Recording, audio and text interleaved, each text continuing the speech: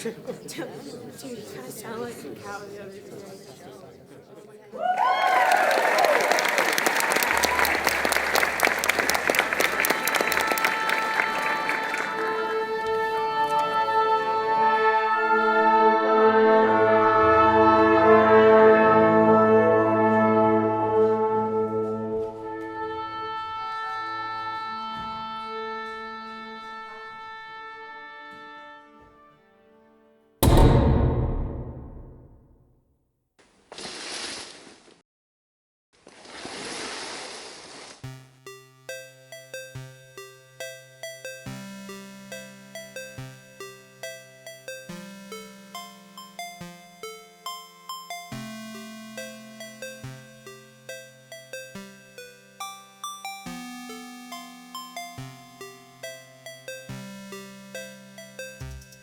Hello everyone, and welcome back to another episode of Fan X Fiction.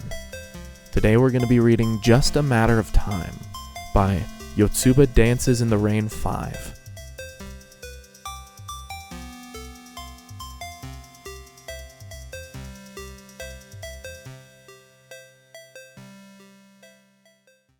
It started when Luigi visited Daisy's home for the first time, a gift in his hands and shifting his weight nervously. He was holding a glass cake stand that was decorated with painted red peonies, but instead of a cake, there was a lemon meringue pie on top of the display. The pie carried a citrus aroma.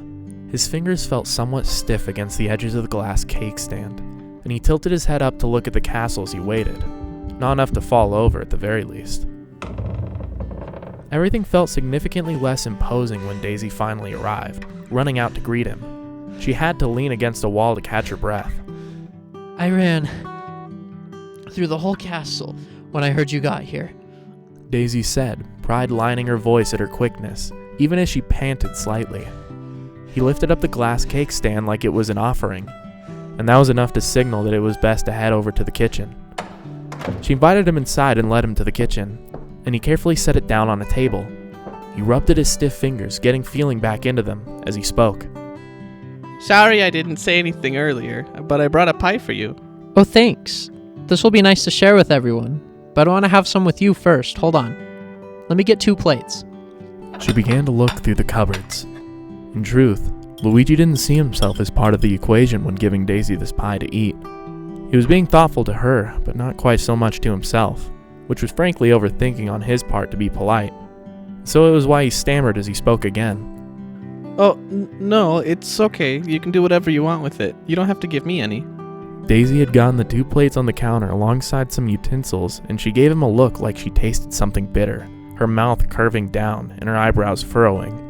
It was the kind of look that made Luigi's internal dialogue snap at him, that he was a dummy that needed to stop talking sometimes.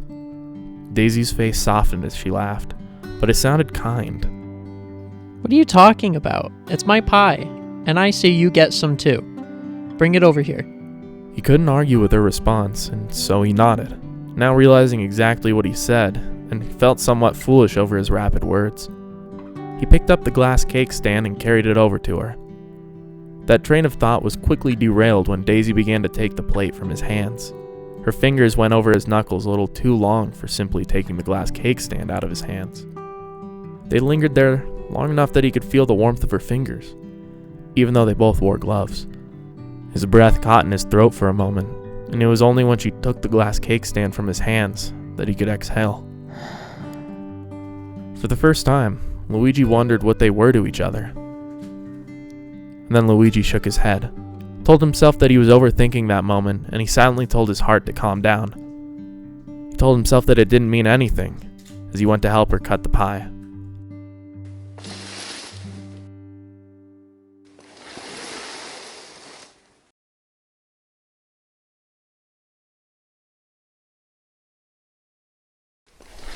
An autumn chill could be felt when Luigi and Daisy entered the boutique, which was still cold within, but that was manageable. It was quiet in there, footsteps muffled by a dark red carpet that complemented the cream-colored walls, a few number of customers browsing and milling about.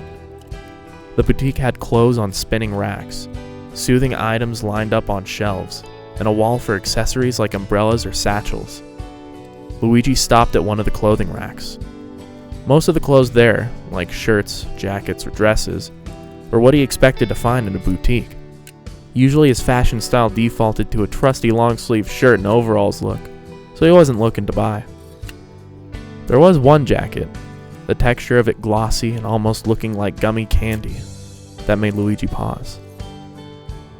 It was cherry red, and honestly he couldn't look at it long enough to get the full details because it was so tacky. He put it back hastily and thought that jacket would be better used as an outfit for a scarecrow, to scare off crows and people with a modicum of good taste. Luigi looked up to see that Daisy was checking out the candles. For most of them, when she smelled them, she had a look of approval. One of them made her pull a face of disgust as she hurriedly put it back on the shelf. Luigi couldn't help but chuckle lightly. He saw her go over to a wall of accessories. She picked out an umbrella that was colored with pastel turquoise and periwinkle stripes. She held it in her hands, looking at it intently, and then she reached to put it back. She lingered, looking at it again, before going to another part of the boutique.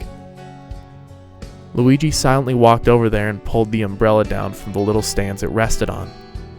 It had a nice weight to it, and he closed his eyes as he turned over the price tag. He opened his eyes and sighed, relieved that it wasn't ridiculously expensive or out of his budget.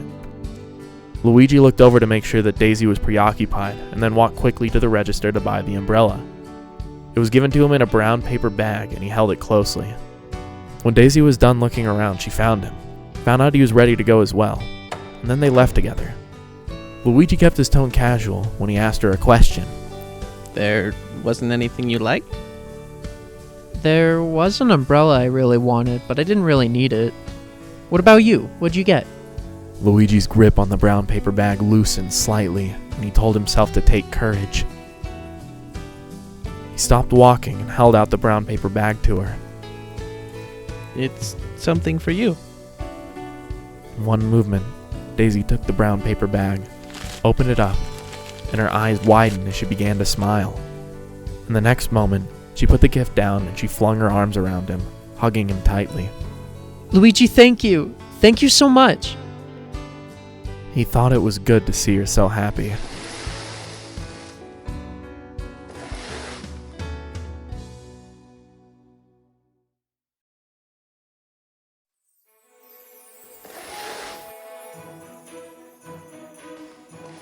It was on a winter day that Daisy had stopped by Luigi's home for a visit. It was good timing because he wanted to give her something. Whenever there was kart racing up in the snowy mountains, where the sun cast bright red and orange on the snow as it was setting, Daisy stuck with the sweaters or warm clothing that was up in the storage of the cabins. She insisted she was fine with them, even if they were itchy or were ill-fitted. Trying to convince her to buy one wasn't making her budge, so he decided to take a different approach, to let her borrow one of his sweaters. It was a plain deep green sweater, and it had been freshly washed. When Luigi sat down on the couch beside Daisy, he held the sweater behind him. So I was thinking, He started, grateful that his words didn't stumble out of his mouth. you said you don't need a new sweater. I don't need a new one because I wouldn't use it very much. She confirmed, stubbornness lining her words. Then take one of mine. Luigi said, pulling the sweater into view and pressing it into her hands. Surprise crossed her face as the sweater was given to her. She held it up, and then hugged it like she was feeling how soft it was. I don't need it, not really. Daisy said, but the stubborn protesting faltered there. She made no move to give it back. She held onto it like he would suddenly change his mind and take it back. Luigi's thumbs tapped together as he looked away. Those other sweaters can't be comfortable, so I hope that one feels better. He felt a hand at his shoulder and turned to her, and she drew away her hand. Sorry if I seemed ungrateful. Thanks. He never got that sweater back, but he didn't mind. She looked much happier to be wearing one of his own.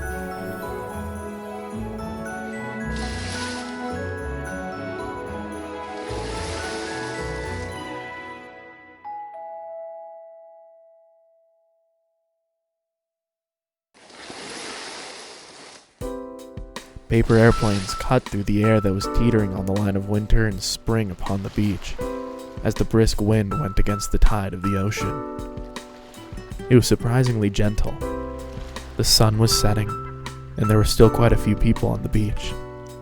There was a group of friends getting in one last game of volleyball, another group of friends partaking in a picnic, a boy strumming on his 4-string ukulele as he walked along the waves. Its color was a mixture of red, pale yellow, and orange wavy designs. Not far from where Daisy and Luigi were sitting on a beach towel, there were 2 girls sitting on the sand and giggling as they drew in their sketchbooks. Luigi was making paper airplanes alongside Daisy. He would throw a few, and then he'd go get them, and eventually he stopped making them, pushing all of his to her side. She kept making them, and she was cheerfully talking as she went through the process. Next time I visit, I think I'll explore on my own for a while. You can find interesting things on your own. Can I come along too? Yes. Daisy said as she shook Luigi's shoulders in a playful way. You have to ask? No, I get the chance to steal you away. You know I'm gonna take it, Luigi. Luigi drew up his knees to his chest and put his arms around them, trying to not think about the warmth of her hands on his shoulders. He rested his head into his arms as he looked at her and asked, Is it stealing if I want to go? Guess not. Eventually, Daisy got so into the process of making the paper airplanes that she stopped talking at all. Luigi leaned back onto the beach towel, his hands clasped over his chest as he closed his eyes. He could feel the remnants of the warm sun on his face, the sound of the ocean, and the smell of salt floating about in the air. He could hear her humming as she worked. He smiled. Eventually, the shuffling of paper ceased and Daisy stopped humming. Luigi could feel a weight beside him, and he opened his eyes, blinking at the low brightness of the sun. He turned his head over and got an answer for that weight. Daisy was lying on her side, watching him, and she waggled her fingers at him, nearly brushing his shoulder. Oh, you're awake. She teased with a grin. I am. He replied, even though he never fell asleep. He saw her sit up and start to collect the paper airplanes, and he got back up as well. Daisy had a paper airplane set between her fingers, the first one she'd thrown that day. Her fingers played a tune of a Morse code on the paper, and her tongue was sticking out slightly as she threw the paper airplane. It went straight up and nosedove like a rock into the sand right in front of them. She groaned and reached for the paper airplane to try again. The wind seemed to have changed direction just to conspire against her, because the paper airplane reared back and smacked Luigi in the face. It fell down into his lap, and he shook his head at the odd sensation. Oh, sorry. Daisy exclaimed as she scooped up the paper airplane. Not your fault. He looked at the paper airplane. I don't think I remember it all, but there's a trick to paper airplanes to make them fly better. I can try to show you. Daisy nodded and moved closer to him. There was a sort of excitement in how quickly she moved to get closer to him. He held the paper airplane more in the back than the center, and since the paper airplane had a thin wingspan, he thought to throw it with his hand higher up. It caught a good wind current and soared into the air. The paper airplane landed right at the edge of the water, and a wave crashed over it. Luigi got up and ran to fetch the now soggy paper airplane, that somehow managed to not get pulled into the ocean. The boy with the ukulele got it first, and gave him the now sandy and flattened paper airplane. Luigi thanked the boy, and then he went back to Daisy, putting the paper airplane on a corner of the beach towel. Well, I almost had it. Yeah, it was doing good until it fell into the ocean. Daisy turned her back to him, picking up another paper airplane. She aimed the paper airplane in the direction of the 2 girls that were now looking over their drawings, still giggling over them. She held up the paper airplane, waited for a draft, and let it go from her fingertips. The paper airplane glided on the wind. The 2 girls caught sight of it before it stopped soaring, and it landed perfectly in between the 2 girls. They looked at the paper airplane in confusion, one of them picking it up, and they looked around. Daisy waved at them, and they caught a glimpse of her, both of them now wearing wide smiles and pointing at the paper airplane. "Did you make this?" one of the girls shouted. She was looking at it like she was seeing the possibilities available to draw on the paper airplane. I did! You can keep it. Thanks so much. It was cool that it flew like that. Hey! Daisy called back. She stuck her thumb in Luigi's direction and said proudly. He taught me that. Luigi wasn't used to being referred to with pride, other than when his big bro did that. So his shoulders hunched up at the unexpected, brief attention. But Luigi paused when he saw this new angle of Daisy's face. How the sun caught against her hair, and her eyes were filled to the brim with joy. There was a smile on her face that spread warmth all throughout him. A thought popped into his head, that he couldn't take his eyes off of her, and that if night fell right now, she'd be drenched in the stars and would fit right in with them. Luigi kept this to himself. It felt like if he blurted it out, it would be one of those things that kept him up at night.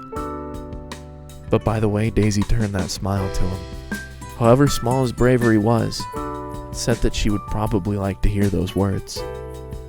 Still, he didn't say anything, and he just joined her in throwing the paper airplanes through the ocean air.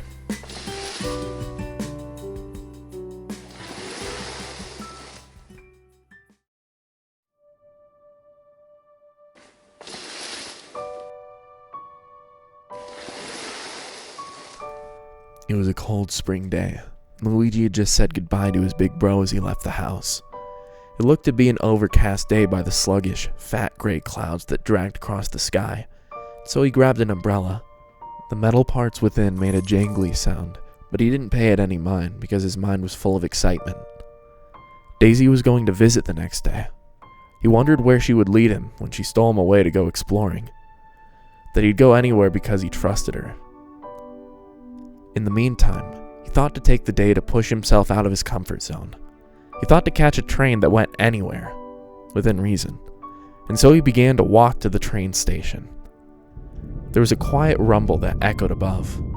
Luigi looked up to see raindrops, one splashing against his cheek. Luigi hurriedly opened up his umbrella, and the bottom spring wasn't cooperating. A stormy wind picked up as he got it open, the stretchers breaking and then the faded gray canopy tearing open by the force of the wind. It felt like fate was laughing at him.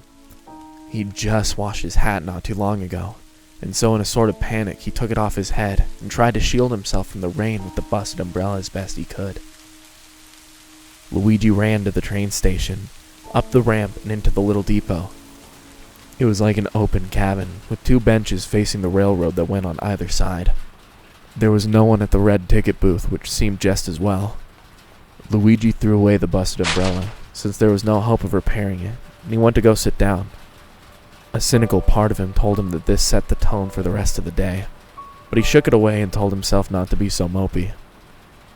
Luigi inspected his hat, and his shoulders relaxed that it didn't get soaked. There were a few droplets on his shoulders, but his face got the full brunt of that rainstorm. Right then, a loud thunder crack resounded, and he squeaked, his shoulders hunched up at the sound. Luigi suddenly felt something cold and metallic slide against his shoulder. When he turned around, all he could see was a canopy of turquoise and periwinkle pastels. On instinct, he grabbed the handle of the umbrella, and he briefly thought that he had got the date wrong before he hastily got up from the bench. His hat fell from his lap onto the pavement, and he managed to say, "Hey, wait!" But the footfalls that echoed in the depot, and clearly were going out of the station, didn't stop, and so he ran, carrying the umbrella with him. The ramp was in sight, and Luigi called out, "Daisy!" It made her stop at the bottom of the ramp. She didn't look his way. A few raindrops dripped into her hair. Maybe because of something in his voice. Couldn't really ruminate on the reason, because his feet got caught up against each other, and he had to grab the railing so he wouldn't slam face first against the concrete. He steadied himself and then walked to her. He reached out to hold the umbrella over her, and she still didn't turn around. The rain pattered against the umbrella.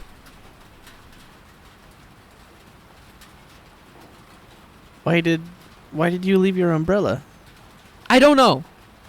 Luigi only heard her voice get that loud during competitions, or when she was especially excited, so to hear it in full frustration startled him. But his hand stayed steady in holding that umbrella over her. I panicked. I wanted to stay, but you were crying, and I'm not good enough with that sort of thing. Her hands were balled into fists, and her sigh was one of someone trying to collect her thoughts. You always do nice things for me, and I wanted to give that back to you. There was immediate recognition of the words Daisy said. I'm not good enough. A phrase that played often in Luigi's head. Felt like someone reached into his ribcage and squeezed at his heart. That she thought of herself like that. He didn't want that for her. Then Luigi thought of her misunderstanding. Then he had a click in his mind as to why she would think he was crying, by how his hands were over his eyes and his shoulders were hunched up, and so he stepped closer. Luigi's free hand hesitated for just a moment, and then he put it on her shoulder. Daisy turned to him, her cheeks reddish. He could count on one hand how many times he saw that. I wasn't crying. Luigi said as his hand fell off her shoulder, and his next words were sheepish. The rain got into my eyes, and I was wiping away the water. Daisy took a small step back, her gaze downward, and her face going a little redder. She looked up and tucked a few strands of her hair behind her ear. She awkwardly laughed. Then, what did I say? Don't worry about it. Forget it, Luigi. Could have ended there. A moment swept away because it was awkward. But he thought that she deserved better than that. Deserved as much bravery that he could give her. And this moment was like holding a paper airplane between his fingertips. He just had to let it fly. You are enough.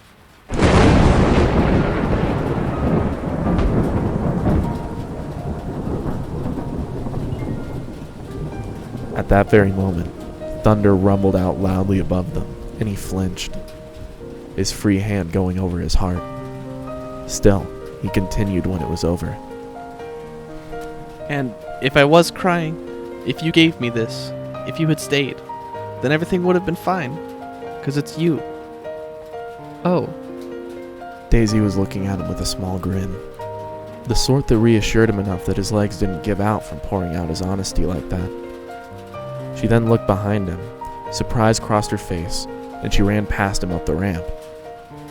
For a moment, he had that awful feeling that he overstepped her boundaries, and so he closed the umbrella, walked up the ramp, into the depot after her, nearly vocalizing an apology. It was never said because Daisy had gone to pick up his hat. She brushed off the top of it and walked back to him. Oh, thank you.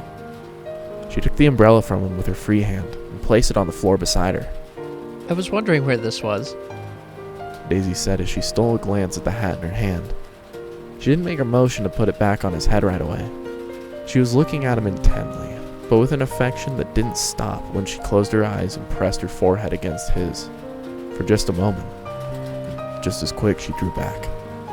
Daisy then put his hat back on his head, making sure that the brim didn't slip over his eyes. She carefully put it back on. He thought of when he didn't know what they were to each other. Now, by how she was looking at him, anticipation and tenderness in her eyes. He knew the answer. Luigi took that moment to kiss Daisy. And almost immediately, her arms went around him, her hands at his back to pull him in closer. He was glad that the umbrella was out of his hand, so that he could place his hands at the small of her back. Give her what she wanted. When they drew apart, he could see a smile on her face that made his heart skip a beat. Whatever he was going to say was lost, because she kissed him again, barely waiting in those brief seconds. Daisy's hands trailed up to the nape of his neck, and sent shivers down his spine in a good way. Luigi thought of Daisy, and the stars, and that he didn't tell her of how he thought of her then, but maybe Daisy already knew by how she was kissing him.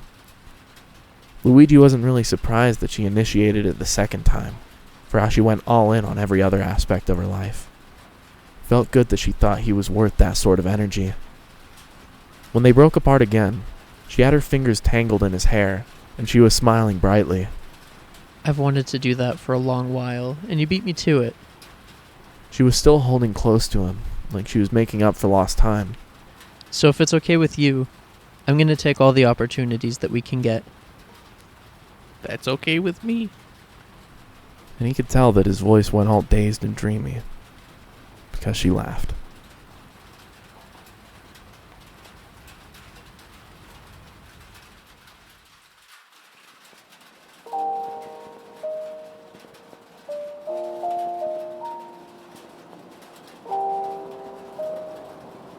This has been Just a Matter of Time by Yotsuba Dances in the Rain 5. We hope you all enjoyed. Hope you had a good time. And thank you so much for listening to a story.